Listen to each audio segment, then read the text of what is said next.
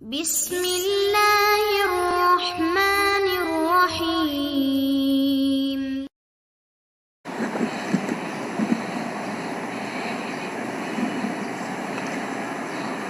السلام علیکم ورحمۃ اللہ وبرکاتہ۔ ان الحمد للہ نحمده ونستعینه ونستغفره ونعوذ باللہ من شرور انفسنا ومن سیئات اعمالنا، من يهده الله فلا مضل له ومن يضلل فلا هادي له، واشهد ان لا اله الا الله وحده لا شريك له، واشهد ان محمدا عبده ورسوله۔ يا ايها الذين آمنوا اتقوا الله حق تقاته ولا تموتن الا وانتم مسلمون۔ يا ايها الناس اتقوا ربكم الذي خلقكم من نفس واحدة وخلق منها زوجها وبث منهما رجالا كثيرا ونساء، واتقوا الله الذي تساءلون به والأرحام إن الله كان عليكم رقيبا۔ يا أيها الذين آمنوا اتقوا الله وقولوا قولا سديدا يصلح لكم أعمالكم ويغفر لكم ذنوبكم، ومن يطع الله ورسوله فقد فاز فوزا عظيما۔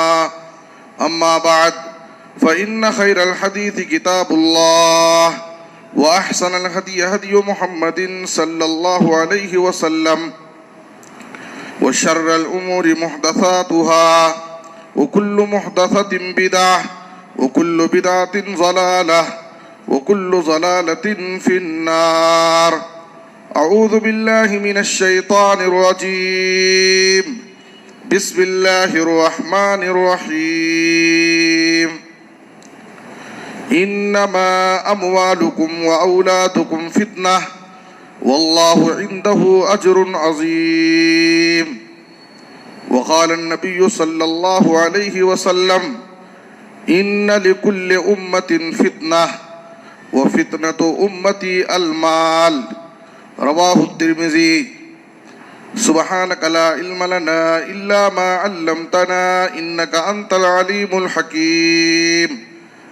رب اشرح لي صدري ويسر لي امري واحلل عقدة من لساني يفقهوا قولي، ربي زدني علما۔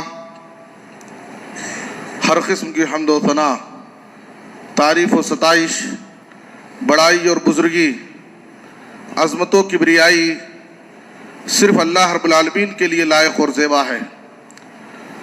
درود و سلام ہو ہم سب کے آخری نبی جناب محمد الرسول اللہ صلی اللہ علیہ وسلم پر۔ محترم حضرات، آج خطبہ جمعہ کا موضوع ہے مال و دولت کا فتنہ۔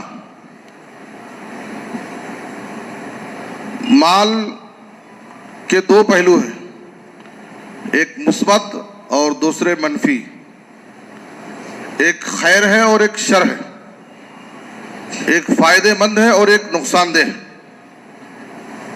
اور قرآن مجید میں اور احادیث میں دونوں پہلوؤں کو ذکر کیا گیا ہے مال کے بارے میں۔ سورہ کہف کی آیت نمبر 40/6 میں اللہ نے کہا المال والبنون زینت الحیات الدنیا۔ مال اور اولاد یہ دنیاوی زندگی کی زینت ہے، رونق ہے، ضرورت ہے۔ یہ اس آیت کے اندر اللہ تعالیٰ نے مال کو زینت کہا ہے، دنیا کی زندگی کی زینت اور رونق ہے۔ اور دوسری جگہ اللہ تعالیٰ نے قرآن میں مال کو خیر اور بھلائی کہا۔ سورہ بقرہ میں اللہ تعالیٰ نے ذکر کیا یسألونک ماذا ينفقون، لوگ آپ سے سوال کرتے ہیں کہ وہ کیا خرچ کریں، تو اللہ تعالیٰ نے جواب دیا قل ما انفقتم من خیر فللوالدین والاقربین والیتامی والمساکین وابن السبیل۔ کہا کہ تم جو بھی مال خرچ کرنا چاہتے ہو قل ما انفقتم من خیر، یہاں خیر سے مراد مال، تم جو بھی مال خرچ کرنا چاہتے ہو، تمہارے خرچ کے سب سے زیادہ اور سب سے اولین مستحق تمہارے ماں باپ، فللوالدین، اللہ نے سب سے پہلے ماں باپ کا ذکر کیا، والدین، والاقربین، تمہارے رشتہ داروں پر خرچ کرو، والیتامى، سماج اور غریب کے جو یتیم ہیں، والمساکین، مسکینوں پر، غریبوں پر، وابن السبیل، مسافروں پر۔ تو اس آیت کے اندر اللہ تعالیٰ نے جہاں خرچ کے بہت سارے راستے بتائے ہیں، وہیں والدین کو، ماں باپ کو سب سے پہلے ذکر کیا، اور اس آیت میں اللہ تعالیٰ نے خیر، مال کو خیر کہا کہ یہ بھی خیر اور بھلائی، آدمی مال کے ذریعے بہت ساری نیکیاں کما سکتا ہے۔ صحیح مسلم کی ایک حدیث میں جناب محمد الرسول اللہ صلی اللہ علیہ وسلم نے فرمایا، اذا اعطى الله احدكم خيرا، اذا اعطى الله احدكم خيرا فليبدأ بنفسه واهل بيته، جب اللہ تعالیٰ تم میں سے کسی کو خیر عطا کرے، یہاں خیر سے مراد مال ہے، جب اللہ تعالیٰ تم میں سے کسی کو خیر عطا کرے یعنی مال و دولت سے نوازے، فَلْيَبْدَأْ بِنَفْسِهِ، تو اپنی ذات سے شروع کرے، پہلے اپنی ذات پر خرچ کرے، اپنی جو بنیادی ضرورتیں ہیں ان کو پورا کرے، وَأَهْلِ بَيْتِهِ، اور اپنے اہل خانہ پر خرچ کرے، اپنے گھر والوں کی ضرورتوں کو پورا کرے، ان کے جو واجبی نان و نفقہ ہیں ان کو ادا کرنے کی کوشش کرے۔ آیت کریمہ میں اور حدیث میں نبی صلی اللہ علیہ وسلم نے مال کو خیر کہا ہے۔ معلوم کیا ہوا کہ مال کا ایک پہلو کیا ہے کہ یہ مال انسان کی ضرورت ہے، دنیاوی زندگی کی رونق ہے، خیر اور بھلائی ہے، ہم اس مال کا صحیح استعمال کر کے، صحیح طریقے سے کما کر کے بہت ساری نیکی اور بھلائی کے کام کر سکتے ہیں، یہ مال کا ایک پہلو ہوا۔ دوسری جگہ قرآن ہی میں اللہ تعالیٰ نے مال کو فتنہ بتایا ہے۔ سورہ تغابن کی آیت نمبر 5 میں اللہ نے کہا، انما اموالکم و اولادکم فتنہ، یاد رکھو تمہارا مال، تمہاری اولاد تمہارے لیے فتنہ، بہت بڑی آزمائش، بہت بڑا امتحان ہے۔ اور احادیث میں ترمذی کی ایک حدیث میں جناب محمد الرسول اللہ صلی اللہ علیہ وسلم نے فرمایا، ان لکل امت فتنہ وفتنۃ امتی المال، اللہ تعالیٰ نے ہر امت کے لیے فتنے کا ایک سامان رکھا تھا، ہر امت کے لیے فتنے کی ایک چیز تھی جس میں وہ امت جس فتنے میں مبتلا ہو کر ہلاک ہوئی، نبی صلی اللہ علیہ وسلم نے فرمایا، وہ فتنۃ امتی المال، میری امت کے لیے فتنہ مال ہے، میری امت سب سے زیادہ مال کے فتنے میں مبتلا ہو کر اپنے دین اور ایمان کو ہلاک کرے گی۔ تو اس آیت کے اندر اور حدیث میں آپ نے غور کیا کہ مال کو فتنہ بھی کہا کہ مال یہ فتنہ ہے۔ تو معلوم کیا ہوا کہ اگر ایک انسان مال کو جائز طریقے سے، حلال طریقے سے کماتا ہے اور حلال راستوں میں خرچ کرتا ہے، اس کا صحیح استعمال کرتا ہے، تو یہ مال اس کے لیے باعث خیر ہے۔ لیکن اگر مال ناجائز طریقے سے، حرام طریقے سے کماتا ہے، جھوٹ بول کر کے، دھوکہ دے کر کے، حرام تجارت کر کے اور حرام راستوں میں خرچ کرتا ہے، فضول خرچی کرتا ہے، عیاشی کرتا ہے، ناجائز راستوں میں اس کو لگاتا ہے، تو یاد رکھیے کہ یہ مال اس کے لیے باعث شر اور فتنہ۔ یہ مال کے دونوں پہلوؤں کی وضاحت آپ کے سامنے کی۔ آپ دیکھیے مال کس طریقے سے باعث خیر ہے انسان کے لیے۔ اسلام کی بہت ساری ایسی عبادتیں ہیں جن عبادتوں کو مال سے جوڑا گیا ہے۔ ایک مال والا انسان ہی وہ عبادت کر سکتا ہے، وہ نیکی ایک مالدار انسان ہی کر سکتا ہے، غریب آدمی نہیں کر سکتا۔ جیسے صدقہ اور خیرات کا جو اجر و ثواب ہے، صدقہ اور خیرات کے جو فضائل ہیں، حج اور عمرہ کی جو فضیلتیں ہیں، یہ کون انسان کرے گا؟ جس کو اللہ تعالیٰ نے مال دیا ہے۔ صحیح مسلم کی مشہور حدیث ہے، غریب صحابہ نبی صلی اللہ علیہ وسلم کی خدمت میں آئے کہا اللہ کے رسول ذهب اہل الدثور بالاجور ذهب اہل الدثور بالدرجات العلی والنعیم المقیم. مالدار صحابہ تو نیکیوں میں بہت زیادہ آگے نکل گئے، بڑے بڑے درجے حاصل کر رہے ہیں. حالانکہ یصلون کما نصلی ویصومون کما نصوم، جیسے ہم روزہ رکھتے ہیں وہ بھی روزہ رکھتے ہیں، ہم نمازیں پڑھتے ہیں وہ بھی نماز پڑھتے ہیں، ہم بھی ان کے برابر نماز روزے کا اہتمام کرتے ہیں، لیکن وہ مالدار ہیں، اللہ نے ان کو مال و دولت سے نوازا ہے. وَيَتَصَدَّقُونَ وَلَا نَتَصَدَّقُ، وہ صدقہ اور خیرات کرتے ہیں، ہم غریب لوگ ہیں صدقہ اور خیرات نہیں کر پاتے. وَيُعْتِقُونَ وَلَا نُعْتِقُ، وہ غلاموں کو آزاد کرتے ہیں، ہم غلام آزاد نہیں کر پاتے. وَيَحُجُّونَ وَلَا نَحُجُّ، وہ حج عمرے کرتے ہیں، ہم حج عمرے نہیں کر پاتے. وَيُجَاهِدُونَ وَلَا نُجَاهِدُ، وہ لوگ اللہ کی راہ میں جہاد کرتے ہیں، ہم جہاد نہیں کر پاتے. مال نہ ہونے کی وجہ سے ہم نیکیوں میں پیچھے رہ گئے، اور یہ مالدار صحابہ مال ہونے کی وجہ سے نیکیوں میں آگے نکل گئے. تو نبی صلی اللہ علیہ وسلم نے ان کو فرض نمازوں کے بعد تسبیحات پڑھنے کی تعلیم دی اور کہا اگر یہ تسبیحات پابندی کے ساتھ ہر فرض نماز کے بعد پڑھو گے، 33 مرتبہ سبحان اللہ، 33 مرتبہ الحمدللہ اور 34 مرتبہ اللہ اکبر، تو تم بھی ان کے برابر نیکیوں میں پہنچ جاؤ گے.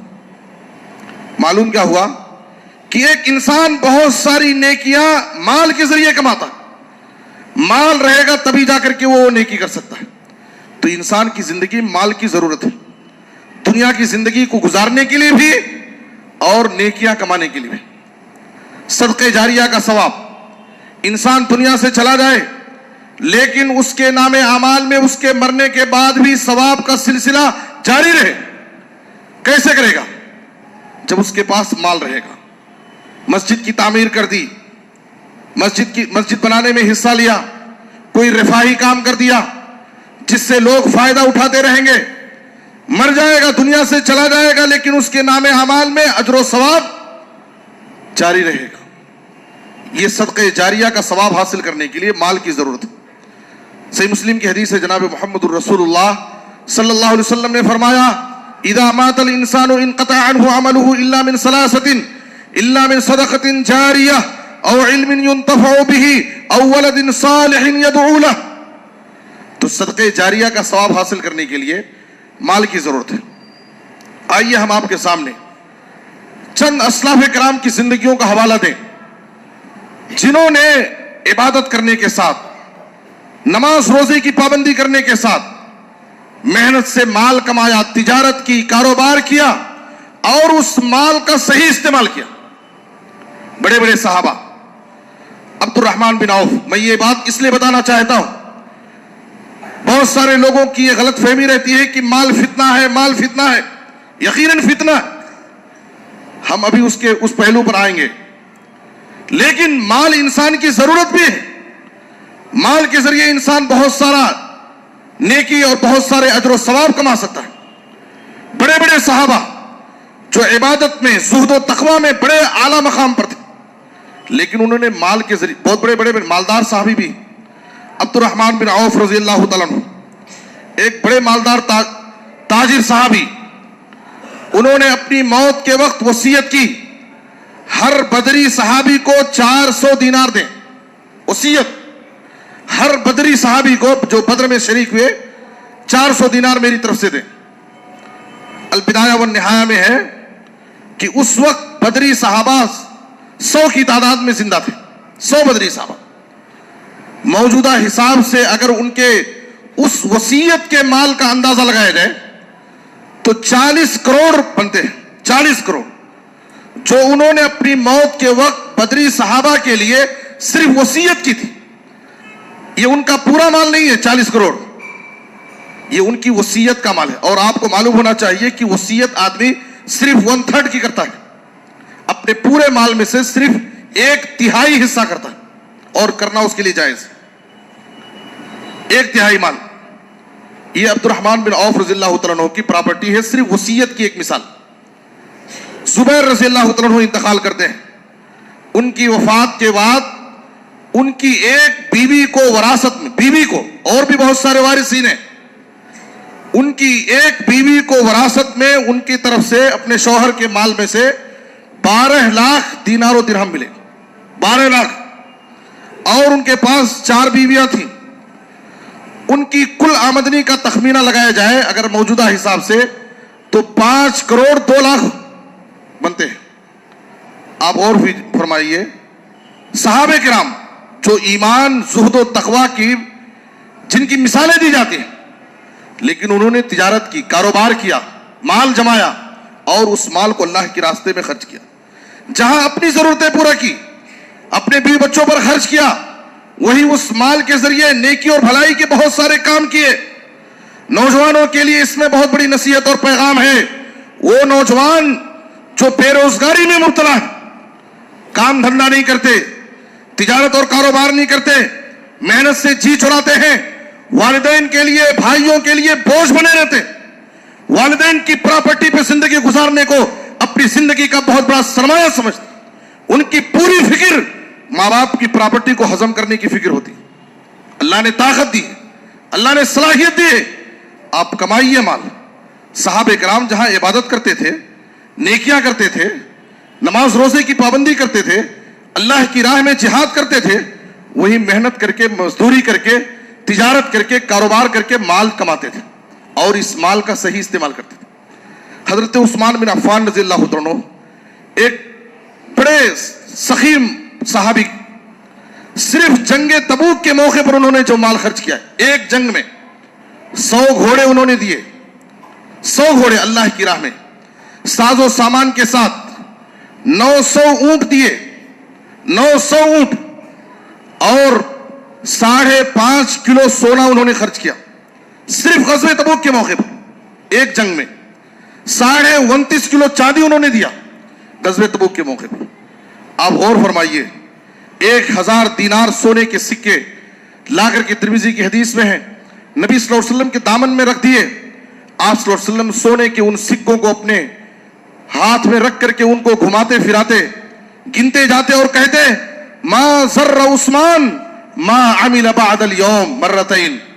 2 مرتبہ نبی صلی اللہ علیہ وسلم نے یہ بات کہا کہ عثمان غنی نے اپنے مال کے ذریعے اسلام کی اتنی خدمت کر دی ہے کہ آج کے بعد اگر وہ کوئی کام، کوئی بھی عمل نہ کرے، جو چاہے کرے، ان کو نقصان نہیں ہوگا. ان کی یہ قربانیاں، ان کی یہ خدمات ان کی مغفرت کے لیے، آخرت کی کامیابی کے لیے کافی. ایک جنگ کے لیے انہوں نے، عثمان غنی رضی اللہ عنہ، اتنا سارا مال خرچ کیا. حضرت سعید بن مسیب رحمۃ اللہ علیہ جو کبار تابعین میں سے، بڑے تابعین میں سے، وہ کہتے ہیں لا خیر فی من لا یطلب المال. اس شخص میں کوئی بھلائی نہیں ہے، وہ بیکار انسان ہے جو اپنی ضرورتوں کو پورا کرنے کے لیے، اپنی عزت و آبرو کی حفاظت کے لیے، اپنے قرضے کی ادائیگی کے لیے، اپنے حقوق کی ادائیگی کے لیے، اپنے ماں باپ پر خرچ کرنے کے لیے، اپنے بیوی بچوں پر خرچ کرنے کے لیے، اپنی ضرورتوں کو پورا کرنے کے لیے جائز اور حلال طریقے سے محنت کرنے کی کوشش نہیں کرتا. ایسے انسان کے اندر کوئی خیر اور بھلائی نہیں. آج آپ دیکھیے کتنے ایسے لوگ ہیں جو بیوی بچوں، ان کی زندگی میں وہ ان کے بچے یتیم محسوس کرتے ہیں اپنے آپ کو، ان کی بیویاں بیوہ اپنے آپ کو محسوس کرتی. کیوں؟ اس لیے کہ ان کے پاس محنت کرنے کا کوئی جذبہ نہیں، لیکن بڑی بڑی خواہشیں، بڑے بڑے ارمان ہیں.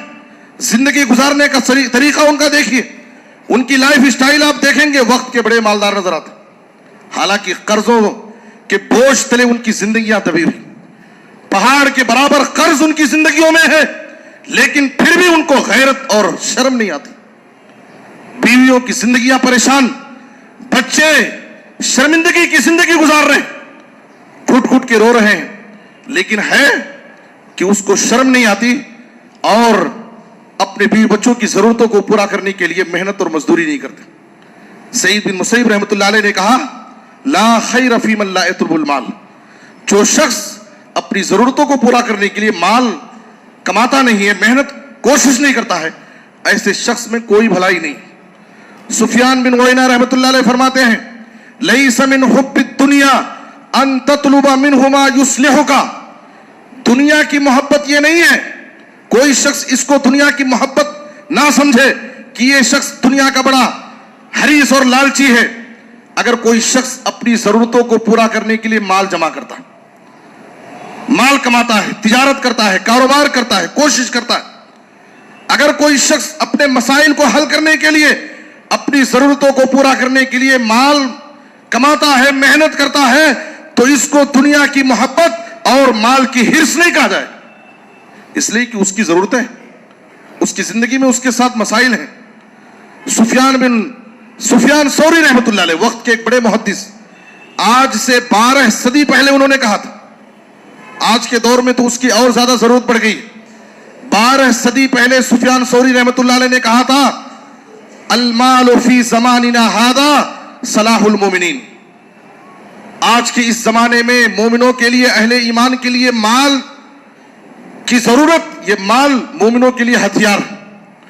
بغیر مال کے انسان دین اور ایمان پر باقی نہیں رہ سکتا. نبی صلی اللہ علیہ وسلم صبح و شام کی دعاؤں میں ایک دعا کرتے تھے، اللہم انی اعوذ بک من الکفر والفقر، اے اللہ میں کفر اور فقر و محتاجگی سے پناہ چاہتا ہوں. علماء نے لکھا ہے کہ کفر کے ساتھ فقر، غریبی سے کیوں پناہ مانگ رہے ہیں؟ اس لیے کہ انسان زیادہ فقر و محتاجگی، زیادہ معاشی تنگی اور پریشانی جب آدمی مجبور ہو جاتا ہے، بسا اوقات اپنے دین اور ایمان کو بیچ دیتا ہے، آدمی کفر کی طرف پلٹ جاتا ہے. میرے بزرگ اور دوستو، معلوم کیا ہوا کہ مال انسان کی ضرورت ہے. حضرت عمر بن عاص رضی اللہ تعالیٰ عنہ صحابی رسول اسلام قبول کیے. اسلام قبول کرنے کے بعد نبی صلی اللہ علیہ وسلم ان کو ایک جنگ میں بھیجنا چاہ رہے تھے.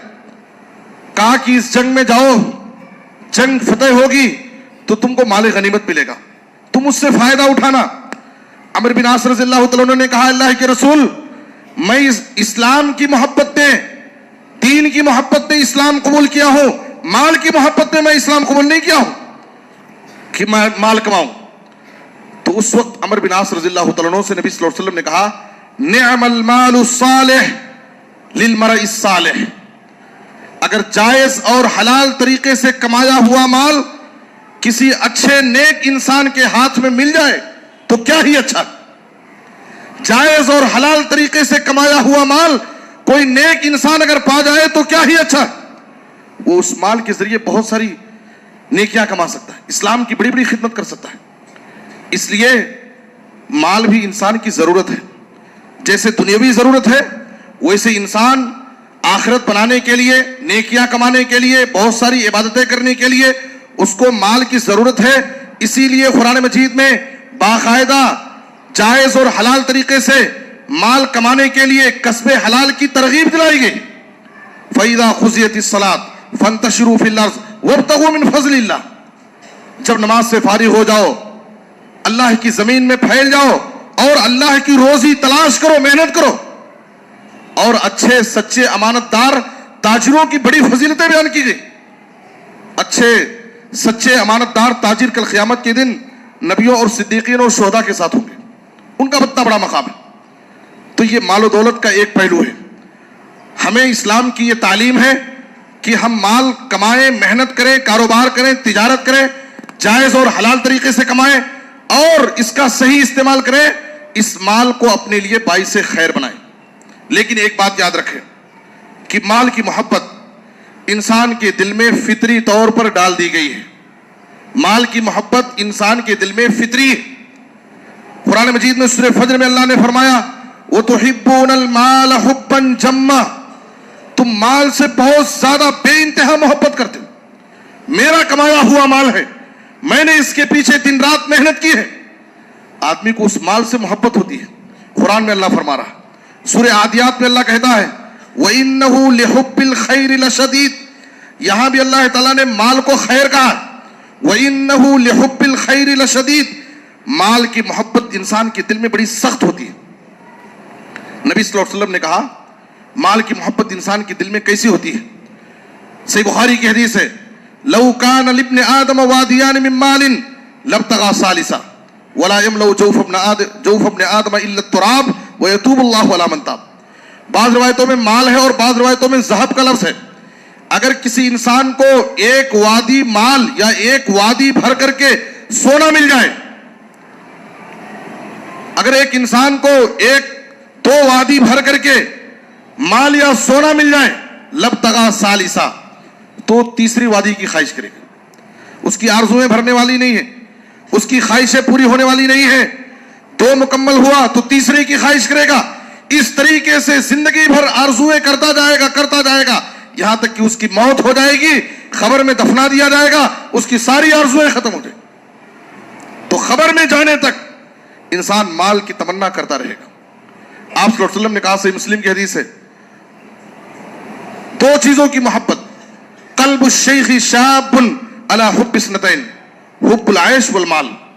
آدمی جیسے ہی اپنی موت سے قریب ہوتے رہتا ہے, بڑھاپے کی زندگی میں پہنچتا ہے, اس کی زندگی کا خاتمہ ہونے والا ہے, لیکن اس کی 2 آرزویں بڑھتی جاتی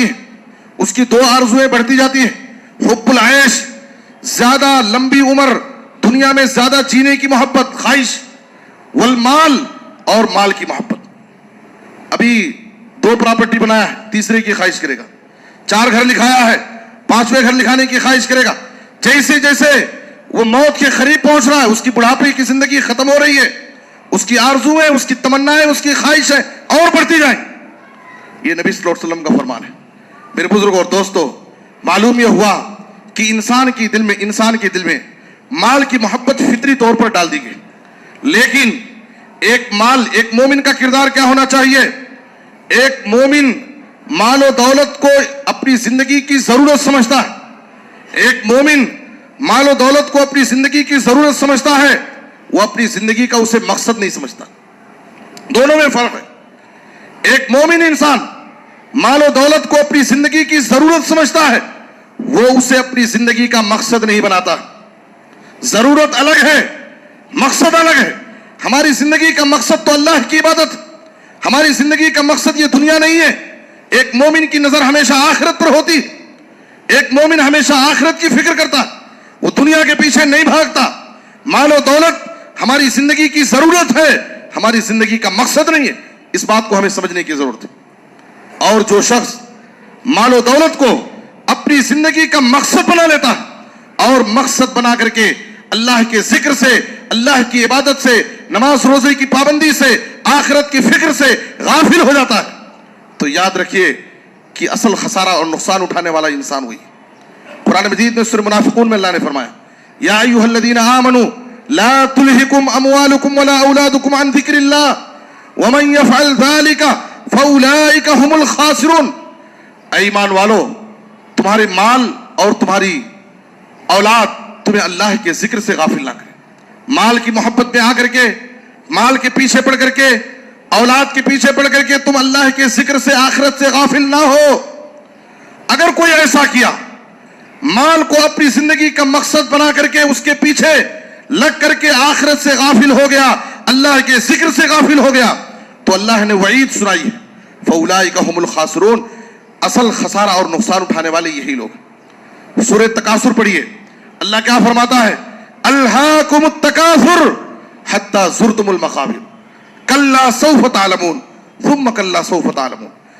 زیادہ کی حرص, زیادہ مال جمع کرنے کی فکر نے تم کو زندگی بھر ایمان سے, عمل صالح سے, آخرت سے, اللہ کی ذکر سے, اللہ کی عبادت سے غافل رکھا. یہاں تک کہ زندگی بھر حرص میں رہ گئے, موت ہو گئی, خبر کے حوالے ہو گئے. اللہ وارننگ دیتا ہے, کلا سوف تعلمون ثم کلا سوف تعلمون. ان قریب تم اپنے انجام کو جان لو گے, تمہارا انجام کیا ہوگا ان قریب تمہیں معلوم ہو جائے گا. 2 مرتبہ اللہ نے کہا, کلا سوف تعلمون ثم کلا سوف تعلمون. تو معلوم یہ ہوا کہ انسان کے دل میں مال کی محبت تو ہے, لیکن یہ مال ہماری دنیاوی زندگی کی ضرورت ہے, یہ ہماری زندگی کا مقصد نہیں. ہم اس کو ضرورت سمجھ کر کے اس کے پیچھے جائیں, مقصد اس کو نہ بنائیں, اور اس کے پیچھے پڑ کر کے اللہ کے ذکر سے اور آخرت سے کبھی غافل نہ ہوں.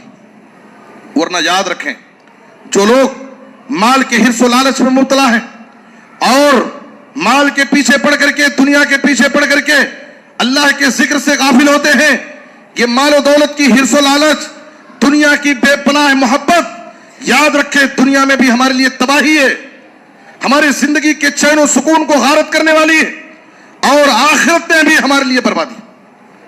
سب سے بڑی تباہی، سب سے بڑی بربادی جو اس مال کے حرص سے ہونے والی ہے وہ ہمارے دین و ایمان کی تباہی ہے. ہمارا دین و ایمان ضائع ہو جائے گا. یہ ایسی مال و دولت کی حرص و لالچ، دنیا کی بے پناہ محبت، یہ ساری برائیوں کی جڑ. انسان جو بھی برائی کرتا ہے اس کے پیچھے یہی سبب ہوا کرتا ہے. صحیح بخاری کی حدیث میں جناب محمد الرسول اللہ صلی اللہ علیہ وسلم نے فرمایا یاتی علی الناس زمان لا یبالی المرء ما اخذ منہ امن الحلال ام من الحرام. لوگوں پر ایک زمانہ ایسا آنے والا ہے کہ انسان اس بات کی مطلق پرواہ نہیں کرے گا کہ وہ مال کہاں سے کما رہا ہے، مال کہاں سے حاصل کر رہا ہے، حلال طریقے سے یا حرام طریقے سے، اس کو اس کی کوئی پرواہ نہیں. بس اس کا ایک ٹارگیٹ، مجھے یہ بننا ہے، مجھے یہ حاصل کرنا ہے، مجھے اپنی زندگی میں اتنی پراپرٹی بنانا ہے. وہ اپنا ٹارگیٹ پورا کرنے کے لیے کسی چیز کی پرواہ نہیں کرے گا، جھوٹ بولے گا، دھوکہ دے گا، حرام طریقے سے تجارت کرے گا، لوگوں پر ظلم و زیادتی کرے گا، کسی کا حق مارے گا، ساری برائیاں وہ کرنے کے لیے تیار ہو جائے گا. بس اس کو دنیا کی محبت ہے، اپنے ٹارگیٹ کو پورا کرنا. لا یبالی المرء ما اخذ منہ امن الحلال ام من الحرام. نبی صحیح بخاری کی حدیث ہے، ابو عبیدہ بن جراح رضی اللہ عنہ کو نبی صلی اللہ علیہ وسلم بحرین بھیجے تھے جزیہ وصول کر کے لانے کے لیے. وصول کر کے لائے، صحابہ کرام کو پتا چل گیا. فجر کی نماز میں صحابہ کرام حسب معمول مسجد میں آئے. نماز سے فارغ ہونے کے بعد نبی صلی اللہ علیہ وسلم کے قریب آ کر کے بیٹھ رہے. نبی صلی اللہ علیہ وسلم ان کی حرکتوں کو دیکھ کر سمجھ رہے ہیں کہ شاید ان کو پتا چل گیا ہے کہ بحرین سے جزیہ آیا ہے، مال آیا ہے اور ان کے درمیان ابھی تقسیم ہوگا. نبی صلی اللہ علیہ وسلم نے کہا کہ شاید تمہیں معلوم ہو گیا. کہا ہاں اللہ کے رسول. آپ صلی اللہ علیہ وسلم نے کہا اطمینان رکھو، بحرین سے مال آیا ہے اور تمہارے درمیان تقسیم ہونے والا ہے. اس کے بعد نبی صلی اللہ علیہ وسلم نے ایک نصیحت کی. آپ صلی اللہ علیہ وسلم نے کہا فواللہ للفقر اخشى علیکم ولكن اخشى علیکم ان تبسط علیکم الدنیا كما بسطت على من كان قبلكم فتنافسوها كما تنافسوها فتهلككم كما اهلكتهم. کہا کہ میں تمہارے اوپر اے صحابہ فخر و محتاجگی سے نہیں ڈرتا کہ تم غریب اور فقیر ہو جاؤ گے، تمہارے پاس مال نہیں رہے گا، بلکہ میں تمہارے اوپر اس بات سے ڈرتا ہوں کہ دنیا تمہارے اوپر کشادہ کر دی جائے گی، مال و دولت کے دروازے تمہارے لیے کھول دی جائیں گے، خوب مالی اعتبار سے تمہاری زندگی میں خوشحالی اور ترقی آئے گی. تم مال کو حاصل کرنے میں ایک دوسرے سے مقابلہ شروع کر دو گے، اور جب تم دنیا کے پیچھے پڑنے کے لیے، مال و دولت کو جمع کرنے کے لیے ایک دوسرے سے مقابلہ آرائی شروع کر دو گے تو یہ مال کی محبت تمہیں ویسی ہی ہلاک و برباد کر دے گی جیسے تم سے پہلے کے لوگوں کو ہلاک و برباد کر. یہ تمام برائیوں کی جڑ ہے. حضرت عمر بن خطاب رضی اللہ عنہ کے دور خلافت میں فتوحات کا سلسلہ بڑی تیزی سے بڑھ رہا تھا. ملکوں کو فتح کر رہے تھے اور فتح کے نتیجے میں مال غنیمت بہت زیادہ آ رہا تھا اور صحابہ کرام کی زندگیوں میں بڑی خوشحالی آ رہی تھی. لوگ خوش ہو رہے تھے کہ فتوحات کا سلسلہ بڑھ رہا ہے، زیادہ سے زیادہ ہم کو مال غنیمت مل رہا ہے. ایک دن عمر بن خطاب رضی اللہ عنہ وقت کا خلیفہ بیٹھ کر زار و خطار رو رہا ہے. لوگوں نے کہا خوشحالی کا زمانہ ہے، فتوحات کا سلسلہ تیزی سے بڑھ رہا ہے، آخر ایسے عالم میں آپ کیوں رو رہے ہیں، کیا بات ہے؟ عمر بن خطاب رضی اللہ عنہ نے کہا اے صحابہ، میری دوربین نگاہیں جو دیکھ رہی ہیں وہ تم نہیں دیکھ رہے ہو، جو انجام مجھے معلوم ہے وہ تمہیں معلوم نہیں. یاد رکھو جب انسان کے پاس مال آتا ہے تو مال تنہا نہیں آتا، بلکہ جب انسان کے پاس مال آتا ہے تو مال اپنے ساتھ فتنے لاتا ہے. مال جب اپنے ساتھ آتا ہے تو نفرتیں اور عداوتیں لاتا ہے. جب مال انسان کے پاس آتا ہے تو بغض و حسد اور بہت ساری برائیاں اپنے ساتھ لاتا. کہا ایک چھوٹی فیملی، بھائی بہن، گھر کے سارے افراد ایک وقت تک بڑے پیار اور محبت سے مل جل کر کے زندگی گزارتے. جیسے ہی ان کی زندگیوں میں خوشحالی آتی ہے، ایک ایک آدمی ترقی کرتے جاتا ہے، خاندان میں اس فیملی میں نفرت و عداوت کا سلسلہ شروع ہو جاتا اور لوگوں کی زندگی گزارنے کا سلیقہ بدل جاتا ہے. ایک وقت تھا بڑے پیار و محبت سے مل کر کے زندگی گزار رہے تھے، لیکن سب کی کمائی بڑھنے لگی، ان کی زندگیوں میں خوشحالی آنے لگی، باقاعدہ وہ اپنے رشتہ داروں کو، بھائی بہنوں کو بھول جا رہے اور ان کے درمیان ایک دوسرے سے حسد اور نفرت شروع ہو گئی. جب مال انسان کے گھر میں آتا ہے، انسان کی فیملی میں آتا ہے، ہمارے خاندان میں آتا ہے، تو اکیلے نہیں آتا بلکہ اپنے ساتھ فتنے اور بلائیں لے کر کے. اس انجام کو سوچ کر کے حضرت عمر بن خطاب رضی اللہ تعالیٰ عنہ زار و خطار رو رہے تھے. مال کی ہرس انسان کے دین و ایمان کو کتنا نقصان پہنچاتی ہے. آپ صلی اللہ علیہ وسلم نے مثال دے کر کے کہا، مال اور وحدے کی ہرس، مال اور وحدے کی ہرس انسان کے دین و ایمان کے لیے کتنا نقصان ہے. آپ صلی اللہ علیہ وسلم نے کہا، دو بھوکے بھیڑیوں کو بکریوں کے کسی ریوڑ میں چھوڑ دیا جائے، بھوکے بھیڑیے جو بکریوں کے دشمن ہیں پہنچتے ہی ان کو لقمہ بنا لیں گے، اور وہ بھی بھوکے بھیڑیے، نقصان یقینی ہے، فوراً بکریوں کو کھا لیں گے. نبی صلی اللہ علیہ وسلم مثال دے کر کہہ رہے ہیں، دو بھوکے بھیڑیوں سے بکریوں کو اتنا نقصان نہیں ہوگا جتنا نقصان مال اور وحدے کی ہرس سے انسان کے دین و ایمان کو پہنچتا ہے. میرے بزرگوں اور دوستو، جو انسان مال کا حریص ہوتا ہے اور جو انسان وحدے کا حریص ہوتا ہے، وہ کچھ بھی کرنے کے لیے تیار ہو جاتا ہے. آج آپ دیکھیے ان کی زندگیوں میں کیسی کیسی سیاست ہے، کیسی کیسی گندگیاں ان کی زندگیوں میں بھری پڑی، جو مال کا حریص ہوتا ہے اور جو عہدہ اور منصب کا حریص ہوتا ہے. اس لیے مال و دولت کی حرص و لالچ اور دنیا کی بے پناہ محبت انسان کے دین و ایمان پر سب سے پہلے اٹیک کرتی، اس کے دین و ایمان کو نقصان ہوتا ہے. آپ صلی اللہ علیہ وسلم نے کہا تھا، یبیع دینہ بعرض من الدنیا، ایک انسان اپنا دین و ایمان دنیا کے معمولی فائدے کے لیے بیچ دے گا، دنیا کے معمولی فائدے کے لیے اپنا دین بیچ دے گا، جھوٹی قسم کھا لے گا، دھوکہ دے گا. میرے بزرگ اور دوستو، اس کا دوسرا نقصان یہ ہے کہ مال و دولت انسان کو متکبر، سرکش اور ظالم بنا دیتی ہے. جب انسان کے پاس مال بڑھتے جاتا ہے، انسان کے اندر غرور آتا ہے، تکبر آتا ہے، اور انسان لوگوں پر ظلم کرنا شروع کر دیتا ہے. قرآن مجید میں سورہ علق میں ہم بارہا پڑھتے ہیں اس آیت کو، کلا ان الانسان لیطغی ان رآہ استغنی. جب ایک انسان اپنی زندگی میں خوشحالی دیکھتا ہے، مالداری اس کی زندگی میں آتی ہے، تو اس کی زندگی میں سرکشی آ جاتی ہے، انسان سرکش بن جاتا ہے. سورہ قلم میں اللہ تعالیٰ نے ولید بن مغیرہ کے اس کافر کے 9 برے صفات ذکر کیے، 9 بری عادتیں اس کے اندر تھی. بیک وقت اللہ نے کہا، وَلَا تُطِعْ كُلَّ حَلَّافٍ مَّهِينٍ حَمَّازٍ مَّشَّاءٍ بِنَمِيمٍ مَّنَّاعٍ لِّلْخَيْرِ مُعْتَدٍ أَثِيمٍ وَتُلٍّ بَعْدَ ذَلِكَ زَنِيمٍ. یہ 9 برے صفات، گندی عادتیں اس کے اندر تھی. اللہ تعالیٰ نے کہا، یہ ایک شخص کے اندر یہ 9 برے صفات کیوں پائے جاتے ہیں؟ ان کان ذا مال و بنین، اس لیے کہ اس کو اپنے مال اور اپنی اولاد پر بڑا فخر تھا. وہ اپنے مال اور اپنی اولاد پر فخر کرتا تھا، جس کے نتیجے میں اس کے اندر یہ ساری برائیاں پائی جاتی ہیں. تو مال انسان کو سرکش، متکبر اور ظالم بنا دیتا ہے. انسان لوگوں پر ظلم کرتا ہے. ابھی ترکی کے حالیہ زلزلے میں ہمارے لیے سبق ہے. ابھی سوشل میڈیا پر یہ تصویریں وائرل ہوئی. ایک شخص اپنے ہاتھ میں 3 روٹیاں لیے کھڑا ہے. 40 سیکنڈ پہلے وہ شخص 3 مکانات کا مالک تھا. 3 بلڈنگیں اس کے ہاتھ میں تھی، اتنی بڑی پراپرٹی کا مالک تھا.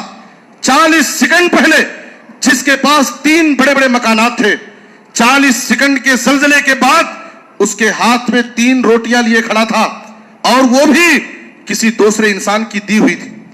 دوسرا انسان اس کی مدد کے لیے 3 روٹیاں اس کے ہاتھ میں دے کر کے گیا، لیے کھڑا ہے.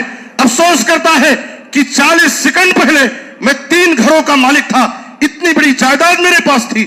آج 40 سیکنڈ کے بعد اللہ نے مجھے کیا سے کیا بنا دیا.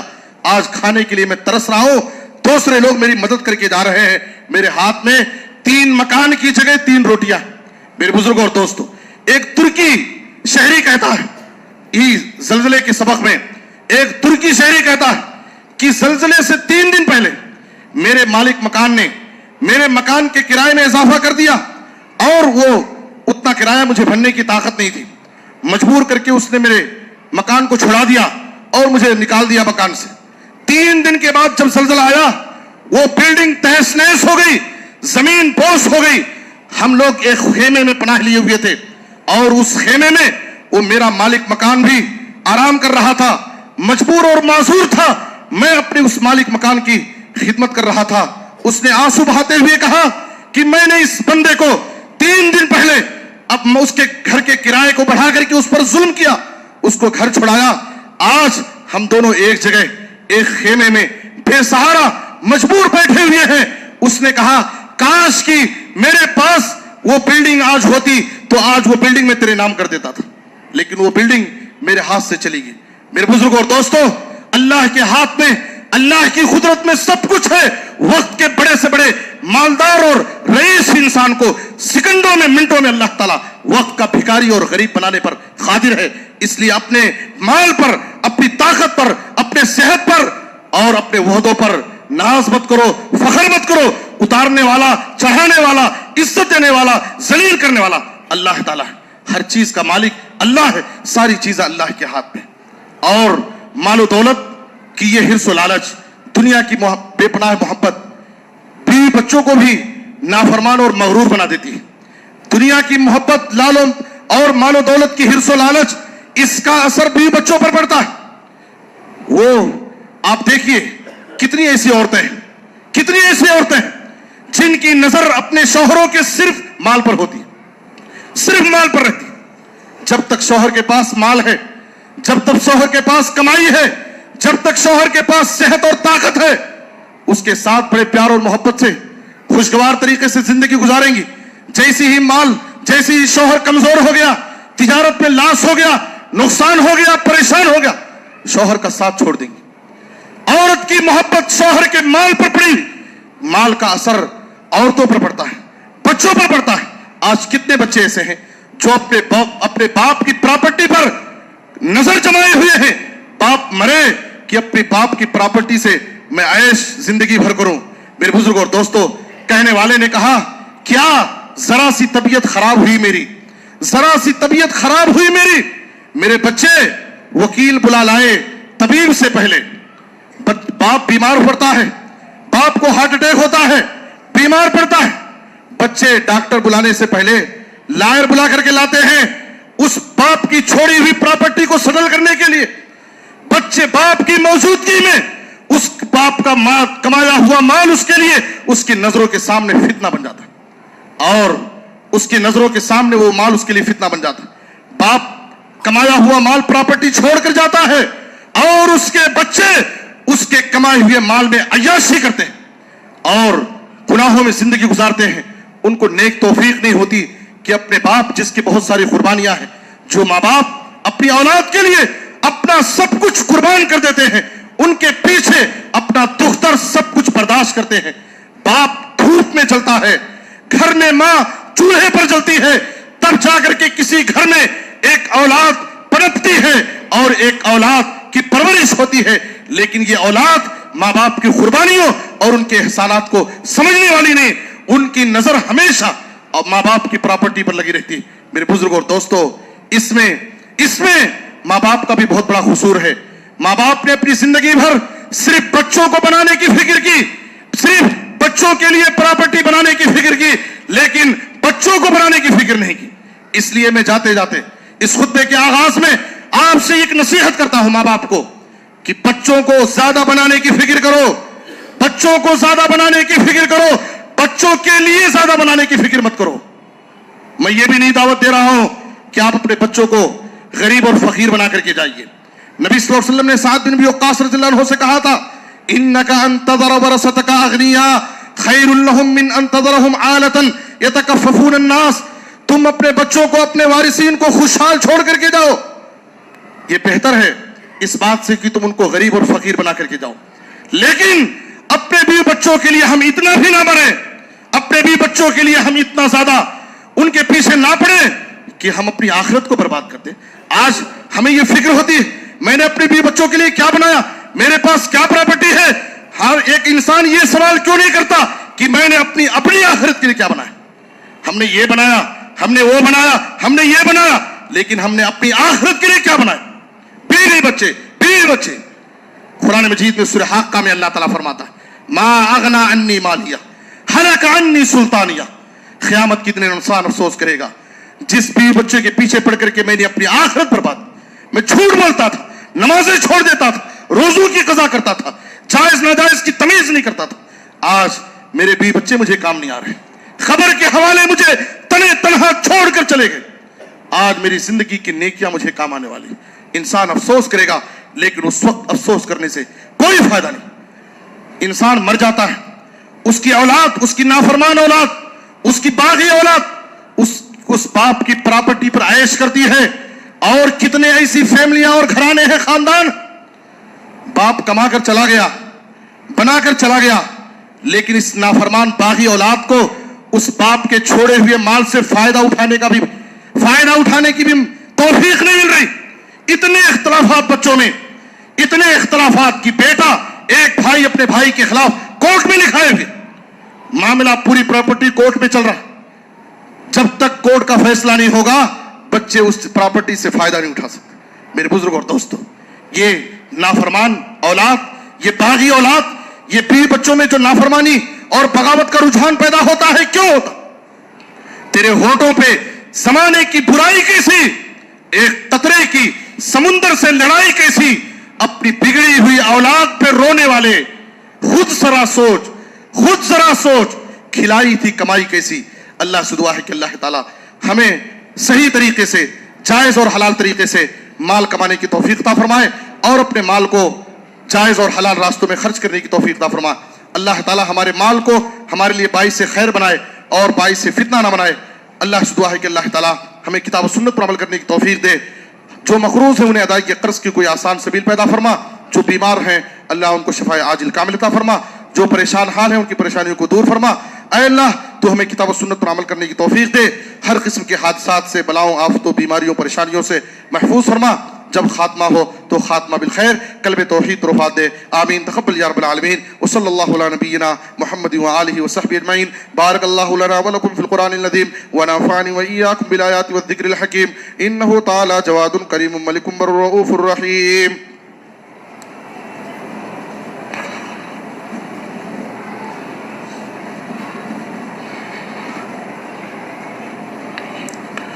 الحمد لله الذي لم يلد ولم يولد ولم يكن له كفوا أحد وأشهد أن لا إله إلا الله وحده لا شريك له وأشهد أن محمدا عبده ورسوله. أما بعد فأعوذ بالله من الشيطان الرجيم. بسم الله الرحمن الرحيم. إن الله وملائكته يصلون على النبي يا أيها الذين آمنوا صلوا عليه وسلموا تسليما.